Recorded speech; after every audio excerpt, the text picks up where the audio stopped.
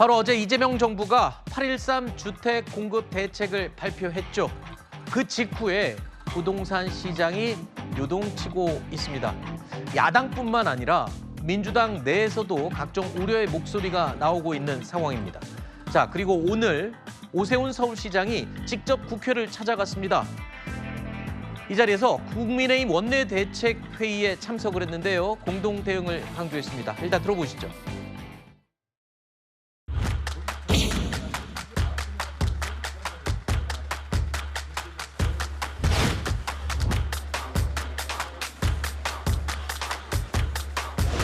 신규 주택 공급에 따른 연계 대출은 분양과 입주가 원활하게 이어질 수 있도록 오늘의 발표로 인해서 많이 해결이 될 거다라고 사람들이 기대감을 이제 혼인신고도 하고 아파트 매수도 다시 알아볼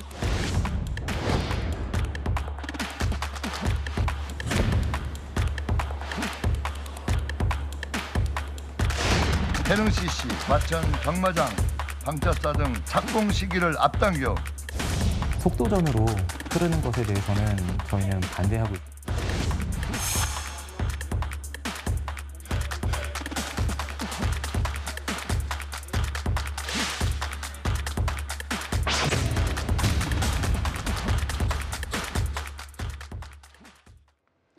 국회를 찾은 오세훈 서울시장은 어제 발표된 부동산 대책에 대해서 불만을 드러냈습니다. 그러면서 여야 간의 갈등이 점점 고조되는 분위기입니다. 발표 과정은 매우 유감스럽습니다. 주택 공급을 현장에서 집행하는 서울시를 정책 결정 과정에서 배제하는 방식은 바람직하지 않습니다. 대책의 내용도 아직 갈 길이 멉니다. 사업을 가로막는 핵심 규제들이 여전히 남아 있습니다. 사업성을 높이고 속도를 낼 수 있는 과감한 규제 개선이 필요합니다. 주택시장 안정화가 어느 한 부처의 노력만으로 해결을 할 수 있는 문제가 아니듯 주택 정책은 어느 한 정권이 잘해서 이룰 수 있는 과제가 아닙니다. 오세훈 시장과 국민의힘은 국민 주거 안정을 위한 대승적 협력에 동참하기 바랍니다. 자, 수도권 주택 공급 대책을 발표를 하는데 그 과정에 왜 서울시와 사전에 협의를 안 했느냐, 왜 배제를 했느냐라는 게 지금 오세훈 서울시장의 불만입니다. 그런데 여기에 지금 민주당은요, 이렇게 얘기를 하고 있습니다. 지금 사전 협의가 문제냐, 오세훈 시장 그리고 국민의힘은 좀 이 부동산 공급 대책 하는데 좀 협조를 해줬으면 한다라고 이야기를 하는 겁니다. 대승적인 협력에. 그러니까 온 국민이 지금 고민하고 있는 부동산 문제는 좀 협력을 해줘야 되지 않겠냐. 이번에 추가 공급지 가운데 서울시에 공급되는 규모는 사실상 1,000호죠, 1,000호.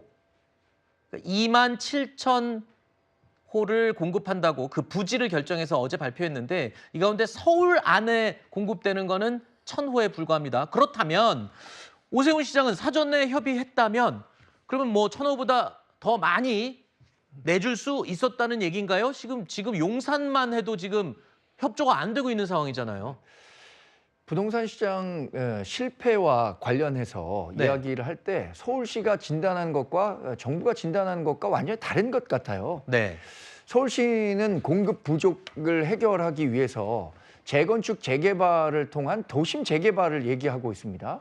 근데 대통령은 기본적으로 갖고 있는 생각이 도심 재개발 해봤자 아파트가 크게 늘어나지 않는다 이런 얘기를 하고 있단 말이에요. 네. 그러니까 이 진단이 다르니까 처방이 다를 수밖에 없는 것 같아요. 그런데 그 서울시가 얘기하고 있는 것은 그린벨트 훼손은 더 이상 안 된다는 거잖아요. 네.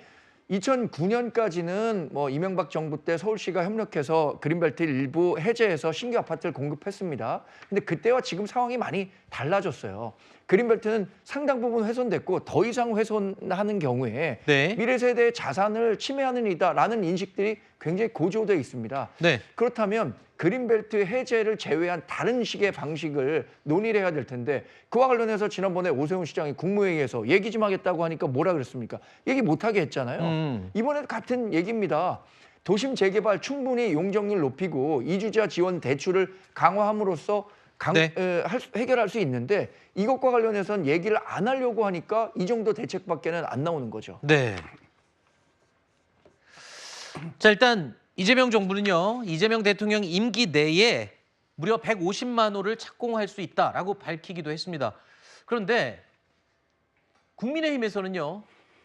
숫자 노름하고 있다고 비판을 하고 있습니다. 일단 들어보시죠.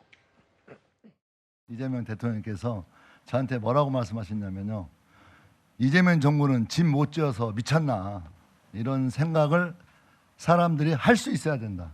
정말 연결을 해서 일단 준비했다는 말. 총 150만 호가 넘는 공급이라고 자랑하는데 이 중 135만 호는 작년 9.7 대책에서 발표했던 LH 주도의 공공주택 공급 계획을 재활용한 것입니다. 이쯤 되면 이재명 정부가 부동산 공급 대책을 일종의 숫자 노름으로 여기고 있는 것은 아닌지 의문스럽습니다. 오죽하면 국토교통부 장관이 영혼까지 끌어당겨서 공급 물량을 만들고 있다 이렇게 얘기를 했겠습니까?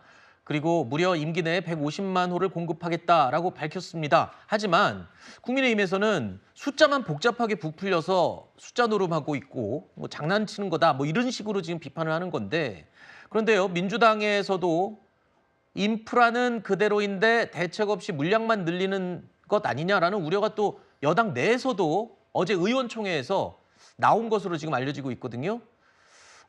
이거에 대해서 좀 얘기를 해주시죠. 일단 정부는 후속 공급 대책도 지금 계속 이제 발표하겠다고 하잖아요.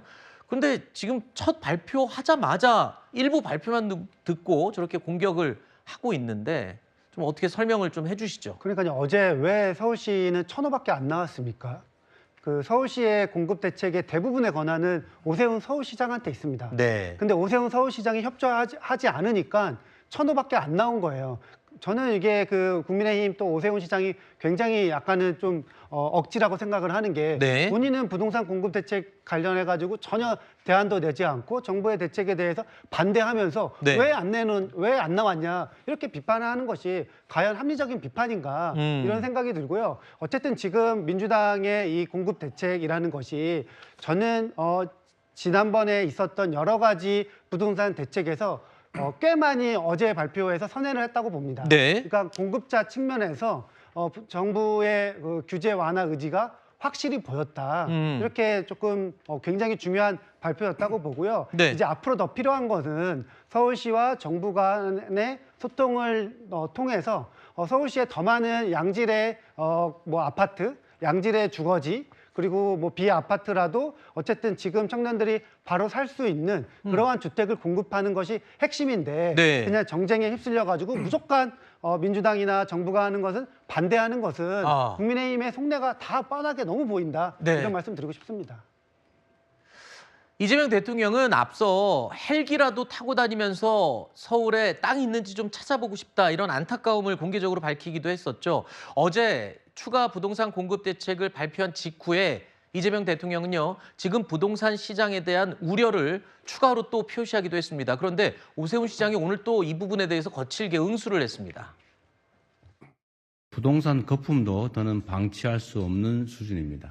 대한민국의 부동산 가격이 전 세계적으로 매우 높을 뿐만 아니라 지금 이런 상황이 계속 지속되면 어떤 특정 국가처럼 소위 잃어버린 20년, 잃어버린 30년 이런 현상이 우리 앞에 도래할 수도 있습니다. 집값은 치솟고 주거 불안은 커졌는데 그 청구서마저 국민들에게 내밀겠다는 것입니다.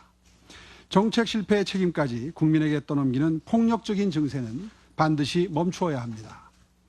이제 규제와 증세가 아니라 공급으로 답해야 할 때입니다.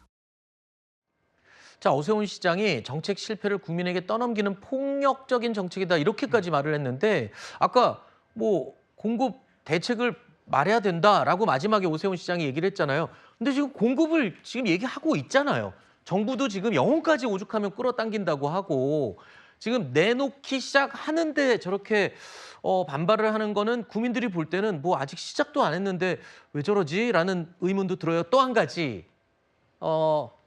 첫 번째 부동산 공급 대책에서 용산 이게 또 정확히 짚고 넘어가야 되는 게 지금 정부도 용산공원 전체를 지금 짓자는 게 아니라 네.